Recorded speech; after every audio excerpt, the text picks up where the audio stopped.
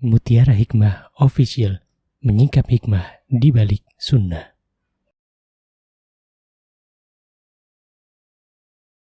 Salurkan donasi terbaik Anda untuk mendukung dakwah Mutiara Hikmah Official.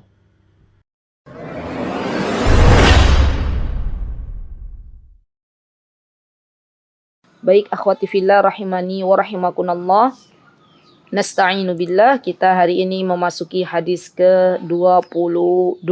Ya, di sini di hadis yang ke-22 disebutkan, saya bacakan dulu hadisnya. Baik, an Jabir radhiyallahu anhu anin nabiyya sallallahu alaihi wasallam qala man kana yu'minu billahi wal yawmil akhir fala yadkhulul hammama bighairi izarin wa man kana yu'minu billahi wal yawmil akhir fala yudkhil halilatahul hammam wa man kana yu'minu billahi wal yawmil akhir fala yajlis ala ma'idatin yudaru 'alaiha bil khamri. Baik, kita akan bahas satu persatu insyaallah biidznillah taala dari hadis Jabir. Ya, di sini Jabir, kalau teman-teman lihat dari hadis pertama sampai hadis ke-21, maka belum dijumpai adanya pembahasan tentang siapa Jabir. Ya, kita sedikit saja mengetahui siapa sesungguhnya Jabir yang dimaksud di dalam hadis yang ke-22 ini. Ya, perawinya adalah Jabir, dan yang dimaksud di sini adalah teman-teman Jabir bin Abdullah. Ya, Jabir bin Abdullah ini adalah seorang sahabi radhiyallahu anhu, ya.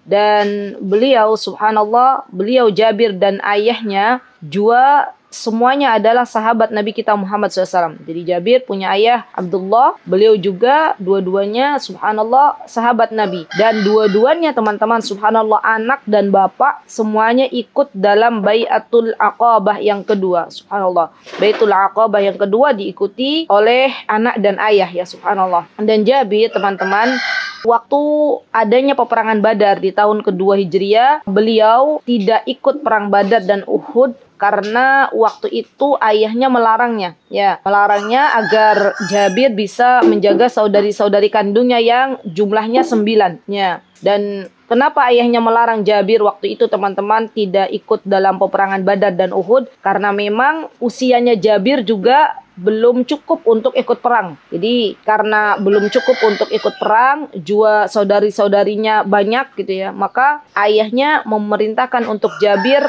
menjaga saudari-saudarinya saja, ya. Jadi perempuan itu perlu dijaga, masya Allah. Dan yang diperintahkan untuk menjaga saudari-saudarinya oleh ayahnya Jabir yaitu Jabir. Nah, ketika itu teman-teman, Abdullah, ya ayahnya Jabir, meninggal pada peperangan Uhud. Nah, setelah peperangan Uhud baru Jabir akhirnya ikut peperangan bersama Rasulullah Sallallahu Alaihi Wasallam. Ya, dari peperangan yang beliau ikuti kurang lebih ada sekitar 19 peperangan ya bersama Rasulullah SAW. Jadi kan jumlah semua peperangan Rasulullah SAW itu kurang lebih, kalau dari peperangan Badar ya teman-teman 21. Nah, karena Jabir tidak ikut peperangan Badar dan tidak ikut peperangan Uhud, 21 dikurangi 2 berarti 19 peperangan atau pertempuran di jalan Allah Subhanahu wa taala yang pernah diikuti oleh Jabir, subhanallah. Dan Jabir juga termasuk teman-teman subhanallah yang meriwayatkan banyak hadis dari Rasulullah sallallahu alaihi wasallam. Kalau kita urutkan dari Abu Hurairah,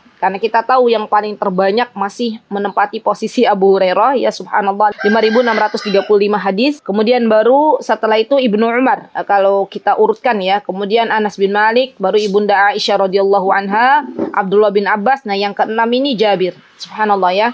Jadi termasuk Jabir ini perawi hadis yang jumlah hadisnya beliau urutannya ke-6 ya kalau dihitung dari Abu Hurairah. Dan beliau meriwayatkan hadis kurang lebih 1.540 hadis. Ya, masya Allah, Allahu Akbar, subhanallah ya. Beliau Jabir ini teman-teman, masya Allah, tabarakar rahman, beliau belajar dan mengajar juga di Masjid Nabawi, masya Allah. Jadi subhanallah, ini luar biasa ya. Jabir ini seorang yang memang memiliki hobi gitu ya. Dan hobinya itu belajar serta mengajar. Masya Allah. Nah, inilah teman-teman kisah Jabir bin Abdullah yang kita akan pelajari hadisnya. Dan nanti teman-teman insya Allah bisa lebih dalam lagi ya, mengetahui siapa sebenarnya Jabir bin Abdullah. Karena subhanallah, tabarakar rahman, bagus sekali untuk dipelajari. Ya, jadi kisah-kisah para perawi hadis yang banyak itu subhanallah seharusnya kita tahu ya, karena dari mereka lah kita bisa belajar banyak sekali subhanallah pelajaran yang bisa kita petik dari apa yang kita baca. Taib. Kemudian di sini Rasulullah sallallahu alaihi wasallam ia bersabda, apa kata Rasulullah sallallahu alaihi wasallam? "Man kana yu'minu billahi wal yaumil akhir." Barang siapa yang beriman kepada Allah dan hari akhir. Dan beriman kepada Allah itu teman-teman, ya subhanallah, ini adalah sesuatu yang harus kita miliki sebagai seorang muslimah. Dan tidaklah kita beriman kepada Allah dengan sesungguhnya kecuali kita mempelajari ilmunya. Ya, jadi mengenal Allah terlebih dahulu, bagaimana Allah sebagai sang pencipta, bagaimana kita mengenal Allah sebagai sang pemberi rizki misalnya, bagaimana kita mengenal Allah sebagai pengatur alam semesta ya. Dan ini namanya adalah tauhid rububiyah. Kemudian kita mengenal Allah, beriman kepada Allah dengan tauhid uluhiyahnya, yaitu Allah satu-satunya yang berhak disembah. Nah, ini juga penting ya. Kemudian setelah itu kita mengenal Allah Subhanahu wa taala misalnya dengan nama dan sifat-sifatnya. Di sini masuk dalam tauhid asma wa sifat. Dan ini yang harusnya kita pelajari teman-teman. Karena ilmu yang paling tinggi di antara ilmu yang ada di dunia ini adalah ilmu mengenal Rabb kita. Ya, ilmu mengenal Allah Subhanahu wa taala. Nanti ketika teman-teman belajar tentang tauhid uluhiyah, maka teman-teman akan dapati apa sih sebenarnya pengertian ibadah dan macam-macamnya, subhanallah. Dan ini semuanya penting teman-teman untuk kita, agar kita itu bukan hanya mengenal Allah Subhanahu wa taala saja, tapi juga kita bisa benar-benar memiliki ilmu terlebih dahulu bagaimana beriman kepada Allah Subhanahu wa taala. Baik, kemudian man kana yu'minu billahi, barang siapa yang beriman kepada Allah, wal yaumil akhir, dan beriman kepada hari akhir. Nah, ini juga adalah ilmu yang harus kita miliki, subhanallah, yang harus kita pelajari. Jadi, nanti kalau teman-teman belajar bagaimana beriman kepada hari akhir, maka teman-teman akan tahu dari mana saja Allah menjelaskan sebuah perintah untuk kita mengimani hari akhir. Dan bagaimana menjalankan perintah Allah Azza wa Jalla di dunia ini untuk menuju kehidupan yang kekal, kehidupan akhirat. Ya.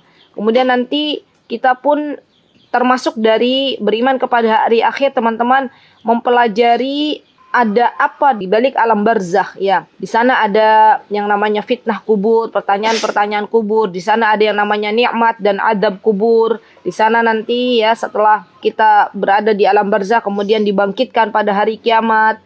Dan nanti termasuk di antara beriman kepada hari akhir juga kita mempelajari tentang tanda-tanda hari kiamat ya. Baik yang sudah terjadi atau yang sedang terjadi atau yang akan terjadi. Wah, ini Masya Allah, ini ilmu Allah itu begitu luas sekali teman-teman, subhanallah. Coba kita belajar belum tanda-tanda hari kiamat kecil, tanda-tanda hari kiamat besar, tanda-tanda hari kiamat yang sudah terjadi, yang sedang terjadi saat ini, atau yang akan terjadi, subhanallah. Itu semuanya harus kita pelajari, subhanallah. Belum nanti termasuk dari tanda-tanda atau termasuk dari beriman kepada hari akhir itu teman-teman, termasuk diantaranya nanti setelah adanya kebangkitan, maka kita akan belajar lebih dalam lagi apa itu al-hasyr ya, bagaimana ketika Allah mengumpulkan kita semuanya dari zaman Nabi Adam ya sampai zamannya Nabi kita Muhammad SAW. Apa itu syafaat, nanti kita pelajari. Apa itu hisab, semuanya kita pelajari, subhanallah. Apa itu mizan, apa itu sirat, subhanallah.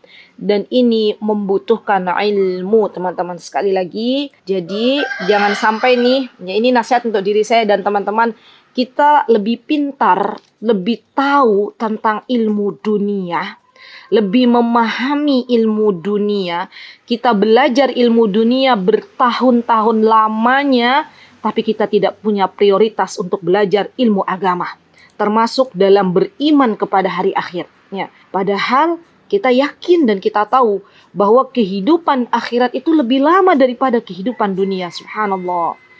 Jadi teman-teman, yuk mulai sekarang jadikan prioritas kita itu belajar ilmu agama itu menjadi sebuah prioritas, bukan sebagai sambilan, bukan. Ya. Bukan pula mumpung hari Ahad kita belajar mengaji, bukan.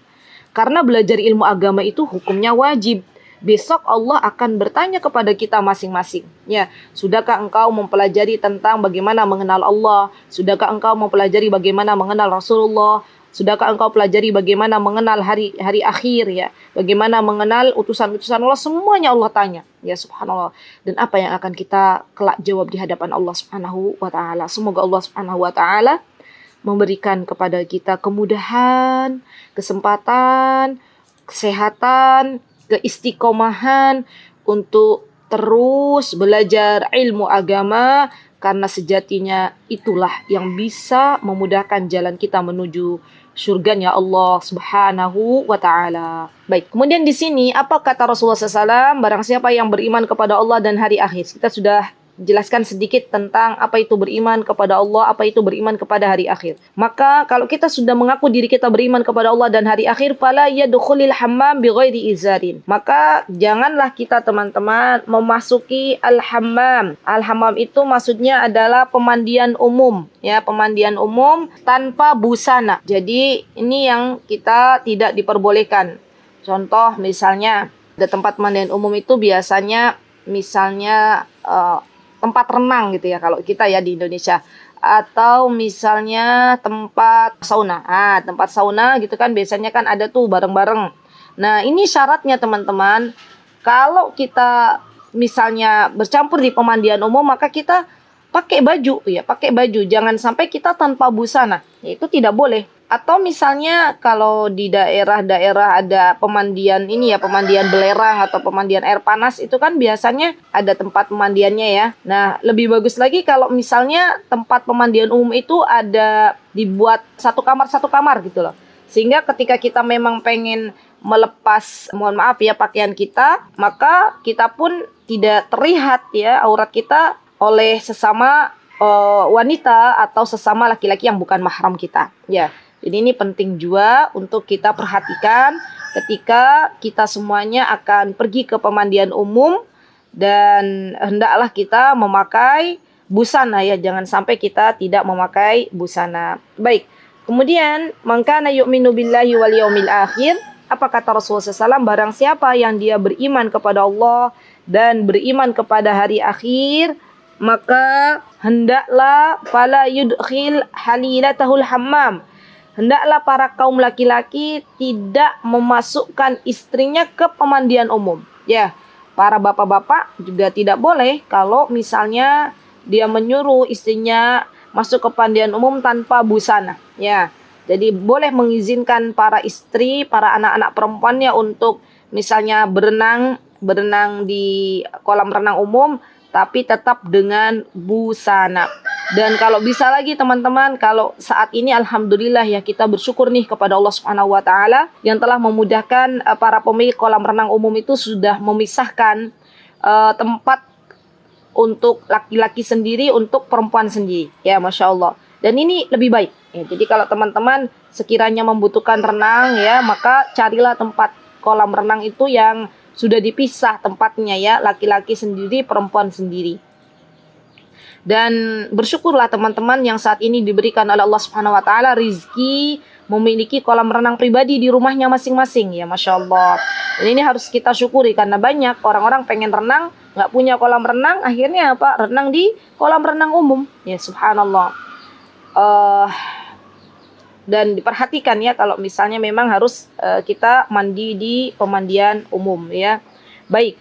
Kemudian di sini Rasulullah sallallahu alaihi wasallam berpesan kembali, wa man kana yu'minu billahi wal yaumil akhir fala yajlis ala ma'idatin yudaru 'alaiha bil khamri. Kata Rasulullah SAW, barang siapa yang beriman kepada Allah dan kepada hari akhir, maka hendaklah tidak duduk ya, tidak boleh duduk menghadap hidangan yang mana di situ diedarkan khamr. Ya, ini teman-teman. Ini untuk kita perhatikan ya, dan ini untuk kaum laki-laki dan perempuan. Jadi ketika ada meja makan ya, atau ada sebuah tempat makan, resto, di situ diedarkan khamr misalnya bagi seluruh pengunjung resto, maka kita tidak boleh untuk masuk ya. Atau misalnya kita duduk di sebuah meja makan ya misalnya, kemudian di situ ada khamr ya juga, apalagi khamr itu dihidangkan gitu ya. Maka kata Rasulullah SAW, jangan kita duduk karena gangguannya amat besar ya, subhanallah. Saya pernah mendapatkan kisah dari seorang ibu, di mana ibu tersebut berkisah bahwa suaminya kerja di sebuah perusahaan asing gitu ya. Kemudian setelah itu ada pesta waktu itu beliau bilang, jadi intinya di situ suaminya tuh dipaksa untuk minum khamr ya, subhanallah. Dan ini yang sangat menakutkan ya teman-teman. Jadi khamr itu pada zaman sekarang sudah banyak merajalela di mana-mana, dan ini merupakan tanda-tanda hari kiamat ya, karena Rasulullah SAW pernah mengatakan tidaklah hari kiamat dibangkitkan kecuali khamr sudah ada di mana-mana ya, subhanallah. Semoga Allah Subhanahu wa taala menjaga suami kita, menjaga anak-anak kita, keturunan kita, ya orang tua kita semuanya dari perbuatan-perbuatan yang dilarang oleh Allah Subhanahu wa taala, termasuk dari jua untuk meminum minuman keras ya. Baik. Next, siapa yang screen Sadatania atau Mbak Atun, silakan dipindah ke halaman 42 ya. Baik, minal fawaid al-muta'alliqah bi mawdu'il hadis. Di sini ada fawaid ya, ada faidah-faidah yang bisa kita pelajari dari hadis yang ke-22 ini, teman-teman. Yang pertama, annar rajula mas'ulun an zaujatihi muhasib ala af'alihi ma'aha yaumil qiyamah. Subhanallah. Jadi seorang laki-laki ya, seorang suami itu bertanggung jawab penuh terhadap apa-apa yang dilakukan oleh istrinya. Masya Allah ya teman-teman. Jadi suami kita itu nanti beliau mempertanggungjawabkan apa yang dilakukan oleh istrinya, apa yang dilakukan oleh anak-anaknya, dan ini menjadi tanggung jawab yang sangat besar ya. Jadi subhanallah, jangan biarkan istrinya bermaksiat, jangan biarkan anak-anak perempuannya, anak-anak laki-lakinya bermaksiat, karena semua ada di tanggung jawab suami ya, subhanallah. Dan kita teman-teman sebagai istri salihah hendaklah saling berta'awun, saling tolong menolong dengan suami kita ya, meringankan beban suami kita. Caranya adalah dengan tidak bermaksiat kepada Allah dan Rasulnya. Baik, kemudian yang kedua, di sini disebutkan, belum dipindah ya, nggak apa-apa. Saya baca di kitab. Anna qiyamar rajul bi mas'uliyati tujau zawjatu dari ala iman billahi wal yaumil akhir. Baik, seorang laki-laki yang dia memang memiliki tanggung jawab ya kepada istrinya, dia tidak membiarkan istrinya bermaksiat, dia tidak membiarkan istrinya melakukan dosa besar, dia mengajarkan kepada istrinya apa-apa yang dibutuhkan dari sebuah ilmu. Maka ini menunjukkan bahwa laki-laki ini, suami ini adalah orang yang beriman kepada Allah dan hari akhir, karena dia tahu bahwa besok ada hari di mana dia ditanya oleh Allah Subhanahu wa taala. Kalau seorang laki-laki, seorang suami, dia tidak tahu ilmunya, dia tidak tahu bahwa ada hari kebangkitan, ada hari pertanggungjawaban, maka dia hidup di dunia ini tidak benar-benar memprioritaskan ilmu. Dia tidak mau mengajarkan istrinya dengan ilmu-ilmu agama. Dia tidak melarang istrinya apabila istrinya bermaksiat, karena dia tidak beriman kepada Allah dan kepada hari akhirnya. Apalagi misalnya ada orang beriman kepada Allah tapi tidak tahu tentang adanya hari kebangkitan, tidak paham tentang adanya hari perhitungan, adanya hari pertanggungjawaban, maka ia hidup di dunia ini dengan seenaknya ya. Padahal pertanggungjawaban suami di hadapan Allah Subhanahu wa taala itu amatlah berat ya, subhanallah. Baik, kemudian yang ketiga teman-teman, yang ketiga adalah adanya larangan hurmatudzukhulil mar'ah, adanya larangan seorang perempuan untuk memasuki pemandian umum, al-hammamat al-'amah, pemandian umum. Contohnya misalnya di sini seperti kolam renang ataupun ghurful bukhor. Ghurful bukhor itu biasanya itu loh tempat yang biasa Kalau orang Arab itu kan seneng yang namanya bukhur, itu tempat apa sih yang dinyalakan wangian itu teman-teman, atau di situ nanti ada wangian masuk biar tubuhnya tuh wangi. Ini Masya Allah cara mewangikan tubuh, pakaian. Biasanya orang-orang Arab itu seneng yang namanya membukhur gitu ya. Atau misalnya contohnya di sini mu'alif mengatakan solunat itu maksudnya adalah pemandian uap gitu ya. Atau yang lainnya tanpa dia memakai busana. Ya, jadi tidak boleh bagi seorang perempuan dia masuk ke pemandian sesama perempuan misalnya, atau di situ ada laki-laki misalnya ya, tanpa memakai busana. Baik, kemudian hadis yang selanjutnya. Baik, next Mbak, halaman 42. Ya. Hadis yang ke-23. Tadi sudah alhamdulillah kita ambil fawaid hadis dari hadis ke-22 ya teman-teman. Sekarang hadis ke-23. An Abi Sa'id al-Khudri radhiyallahu anhu anna Rasulullah sallallahu alaihi wasallam qala la yanduru ar-rajulu ila 'aurati ar-rajul wala al-mar'atu ila 'aurati al-mar'ah wala yufdi ar-rajulu ila ar-rajuli ila thawbin wahidin wala tufdi al-mar'atu ila al-mar'ati fi thawbil wahid. Baik. Abu Sa'id al-Khudri, kita sudah pernah membahasnya. Siapa Abu Sa'id al-Khudri di hadis yang kedua. Kita juga sudah pernah membahas siapa Abu Sa'id al-Khudri di hadis yang pertama. Ya, maka tidak perlu lagi kita mempelajari siapa Abu Sa'id al-Khudri karena sudah ada. Tinggal teman-teman nanti buka lagi catatannya. Untuk hadis pertama dan hadis kedua, hadisnya diriwayatkan oleh Abu Sa'id al-Khudri. Baik, apa kata Rasulullah SAW di hadis yang ke-23 ini? Kata beliau, la yandurur rajul ila auratir rajul. Ya, bahwasanya seorang laki-laki tidak boleh memandang aurat laki-laki lain. Ya, dan ini teman-teman, aurat laki-laki dengan laki-laki yang bukan mahramnya. Ya, jadi ini juga hati-hati, kita hidup di zaman subhanallah ada banyak laki-laki yang suka kepada laki-laki ya. Nas'alullah as-salamah. Jadi kalau dulu itu yang paling ketar-ketir itu yang punya anak perempuan ya. Tapi kalau sekarang yang ketar-ketir juga yang punya anak laki-laki ya.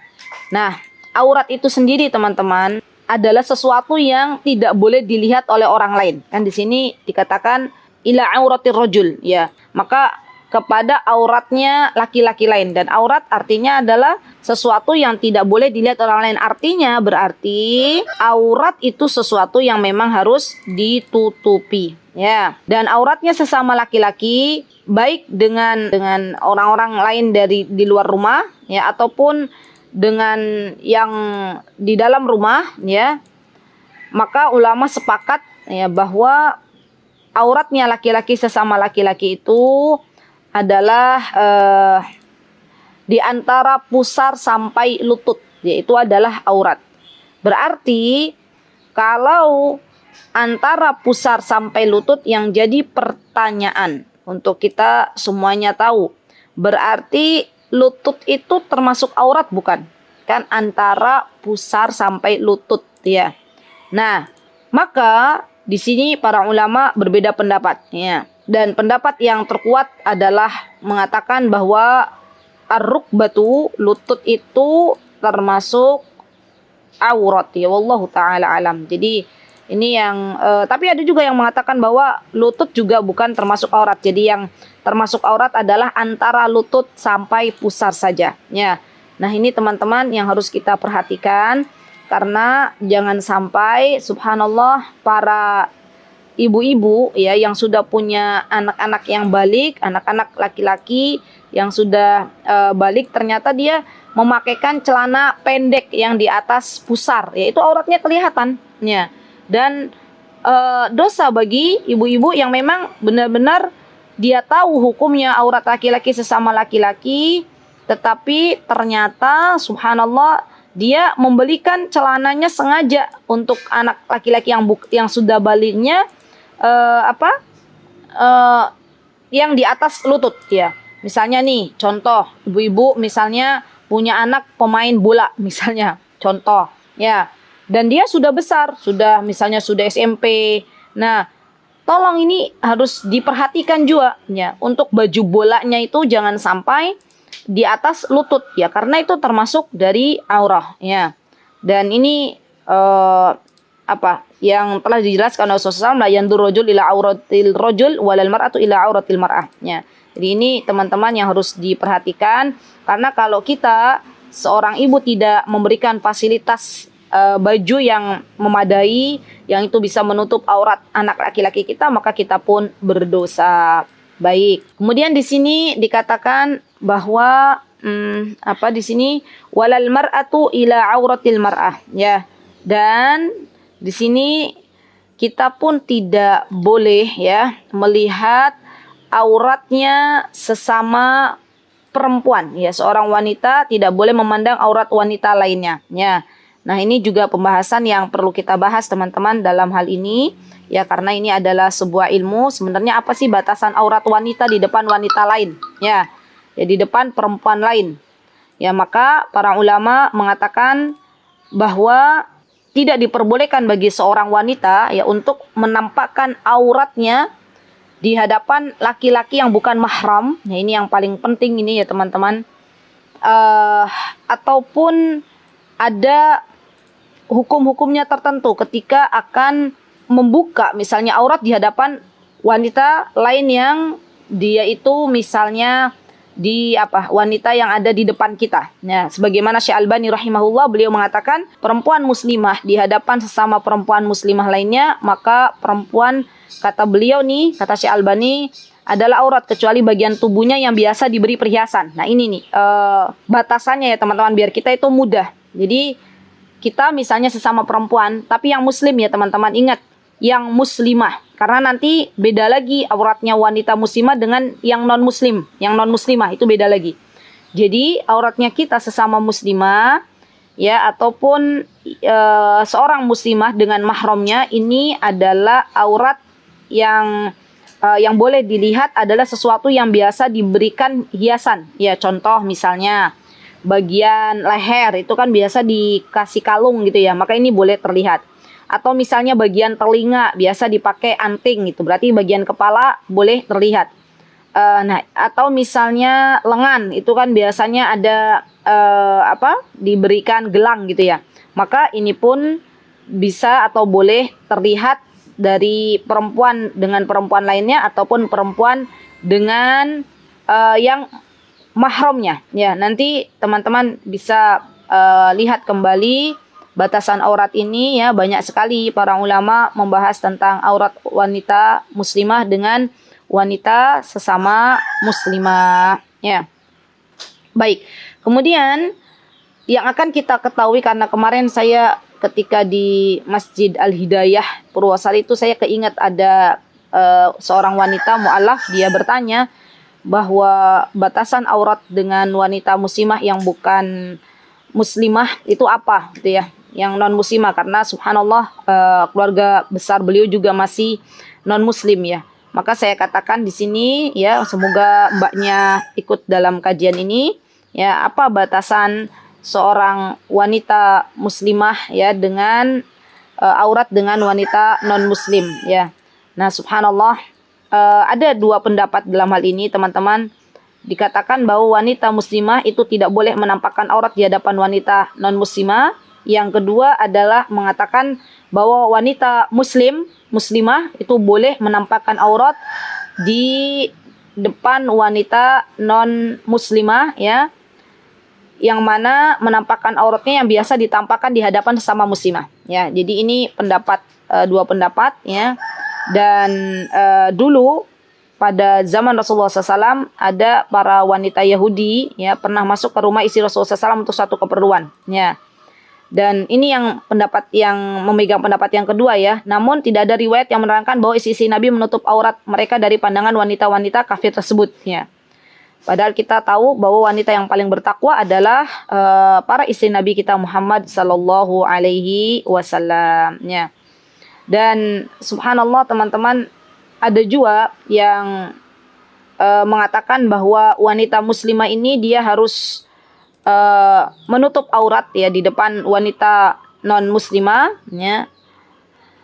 Di antaranya dalil yang menunjukkan ya bahwa wanita muslimah dia harus menutup auratnya di hadapan wanita non muslim. Ini sama dengan batasan ketika dia berhadapan dengan laki-laki yang bukan mahram, ya.